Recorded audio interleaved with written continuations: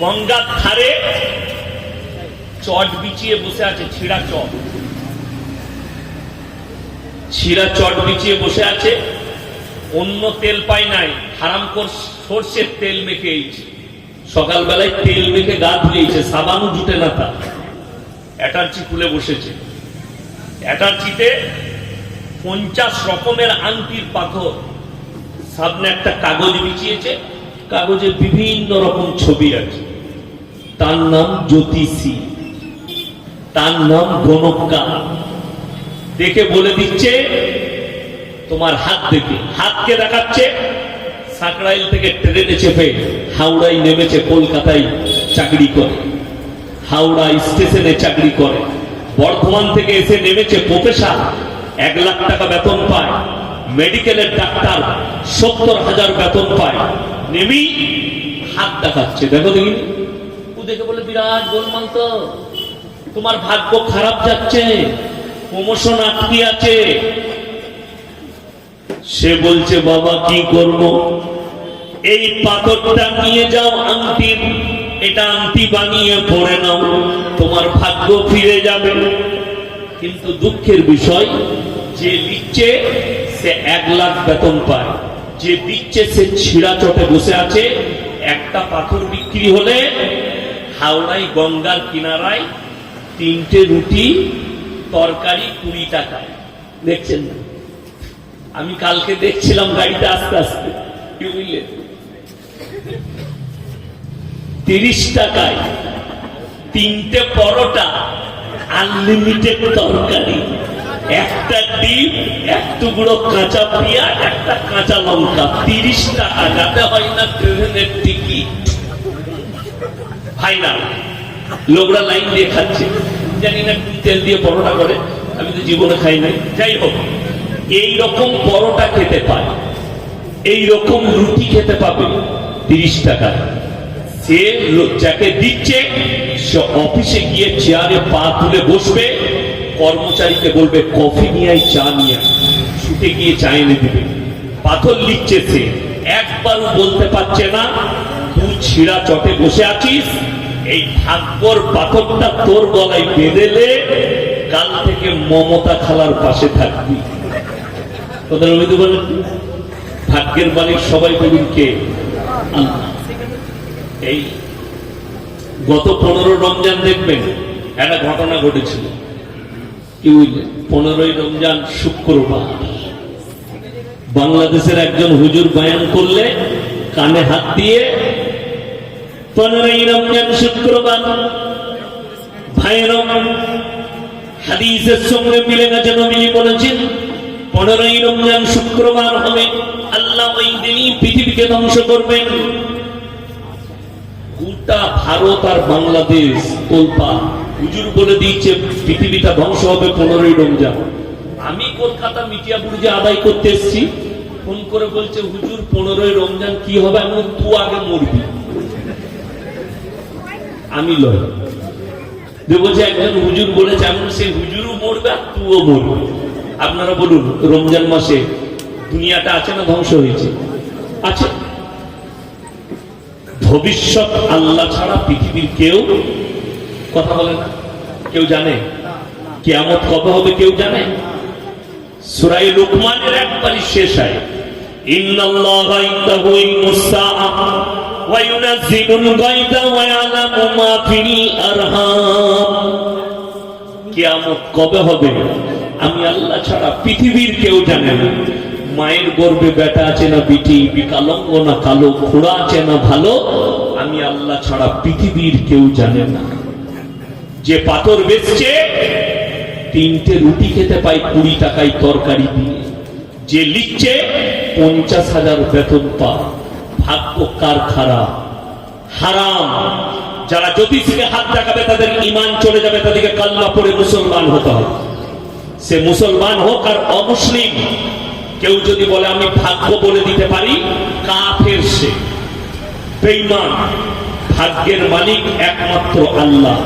আপনি লটারির টিকিট কেটে কাগজের দ্বারা আপনি নিজের ভাগ্যকে পরীক্ষা করতে চাইছেন, অর্থাৎ আপনি হারাম কাজ করেছেন।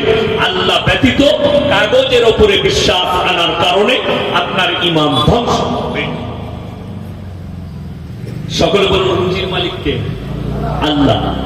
রাসূলের হাদিস অনেক জনা মনে করে যাদের ঈমান কমজোর, আমরা আলেমরা বিশ্বাস রাখি রুজির মালিক সকলে বলুন আল্লাহ।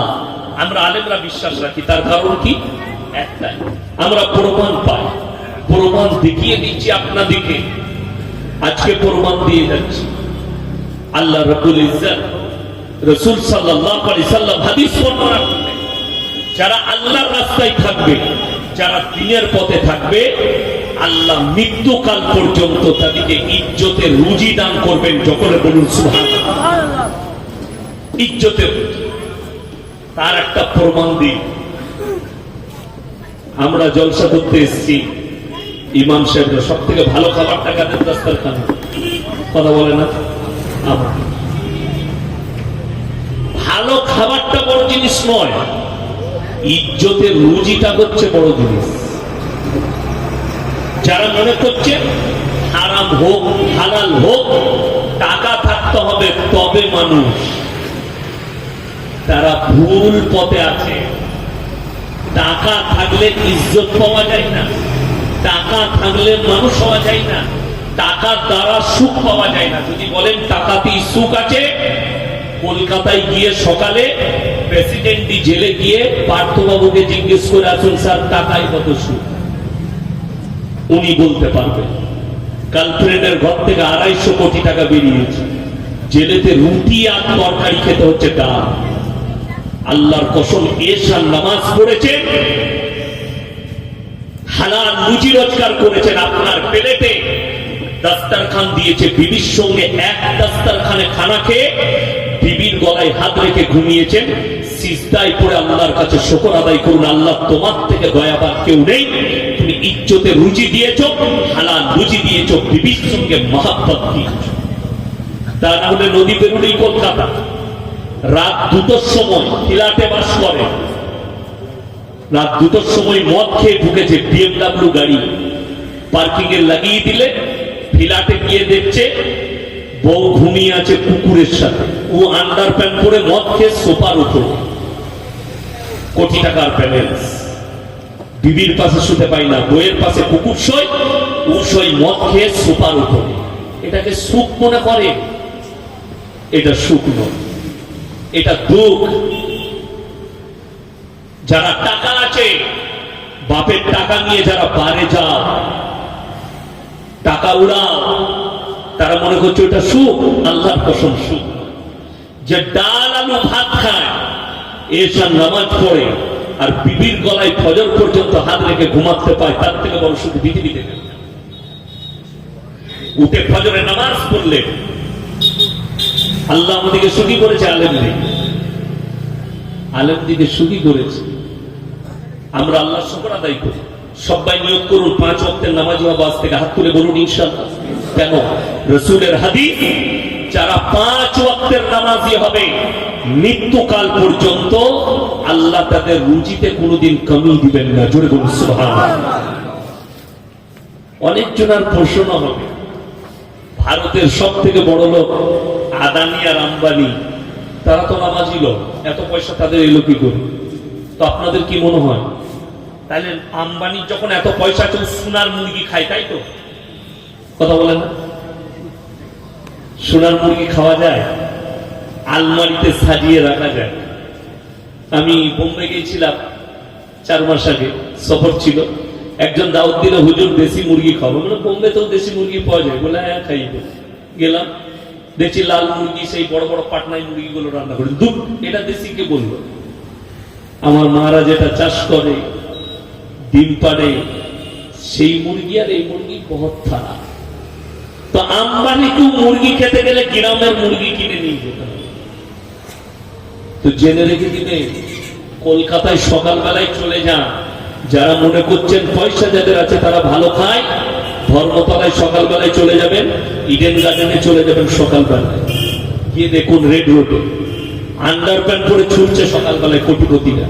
ডাক্তার বলেছে রোজ 3 কিলোমিটার ছুটবি। বলে কেন? শৈশু গয়কার র সুগার 450 চলছে। ডাক্তারে বলেছে 3 কিলোমিটার হাঁটবি। তো আবার সাথে বউকে নিয়েছে। বউ বলছে আমি কেন গো? বলে তোরও হয়ে যাবে, তুই ছোট এখন থেকে। কি বুঝলি?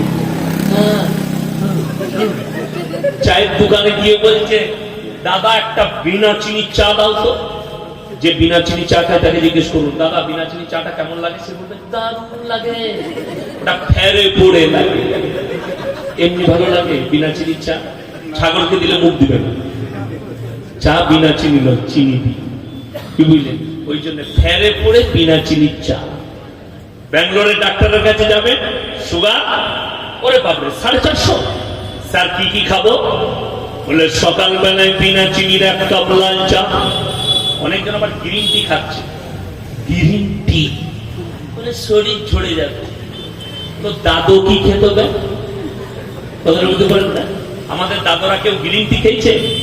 আমার আব্বার 80 বছর বয়স হলো, বলা দেখেছে কি খেয়েছে?